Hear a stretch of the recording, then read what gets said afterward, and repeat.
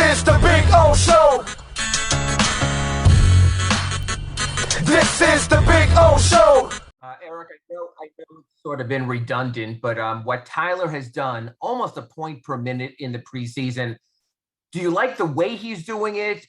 Is there something different about how he's doing it that maybe the Tyler we've seen to this point? You're just seeing the evolution of a very good basketball player, extremely skilled, and he's really been working at his craft and the skill level, making different reads. All of that is becoming more advanced. And yes, I did like the reads that he was making. Now he probably made a few more plays than he would if we, have our normal guys, but all of these things are good experiences. And he was able to do it from both positions today, on the ball, getting us organized, and off the ball. Micah Potter was a guy who didn't overwhelm with his numbers during the summer, but clearly there was something that you guys liked enough to bring him back and bring him in. Then we saw a performance like tonight. Can you sort of take us through the Micah Potter experience and sort of what jumps out, to you about him? He's just steady, consistent with his work every single day. And I really enjoy these moments for young players when they get an opportunity to play and they're prepared and then they play well. It's not an accident or a coincidence. He's put in a lot of time, and he really hit the glass hard tonight. Was able to get a lot of in-traffic rebounds, pursued some balls that were out of his region, just played with great multiple efforts, and that's something that he can build on for sure. And last one for me is Omer seems, when he gets consistent minutes, to get into a little bit more of a rhythm, although that might not necessarily be his role as a big minutes player. What does he have to do as maybe a spot player, to sort of, be as involved or as effective as he was tonight? Or does he simply just need more to get going? Yeah, that's part of the evolution of a young player. You have to continue to develop, find ways on how you can impact the game, impact winning. And if that's in short minutes, you have to learn how to be able to do that quicker. If it's longer minutes, any player can get into a better rhythm, but this is not unusual for a young player. He has great upside. He's really been working at it, and I thought he was much better tonight. And that was on both ends. He was eating up space, defensively for us.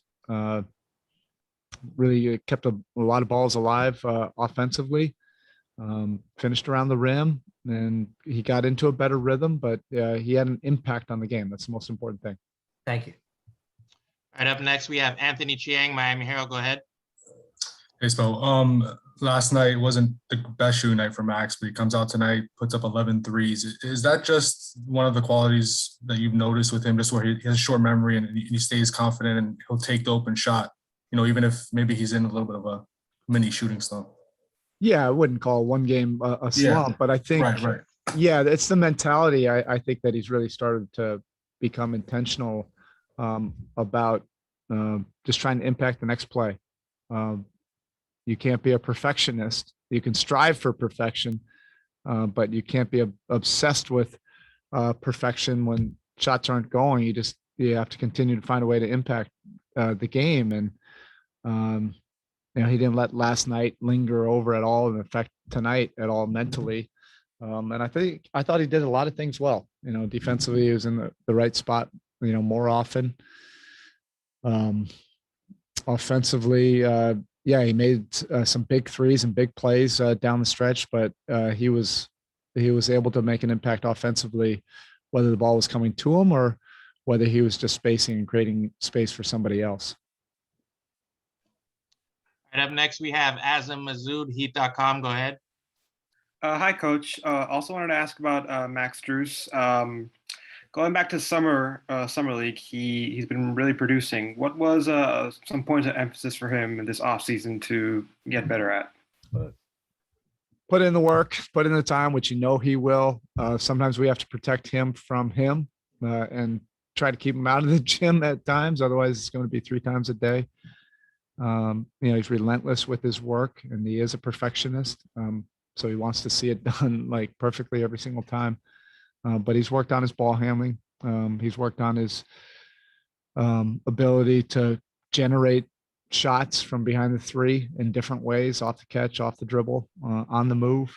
And in all of those areas, he's improved. And of course, we've drilled him ad nauseum defensively, and I think he's made great strides there. All right, Coach, we're going to toss it to Michael for in-person questions. Coach, Max just shared on the radio, he said you'll play these games, but you win these games. So how nice is it, this group that you had available tonight? Had some early success, had to deal with some adversity, and were able to pull off. Yeah, those are invaluable experiences for any team, but for a young team that's out there that's been really, preparing, for an opportunity that's not guaranteed.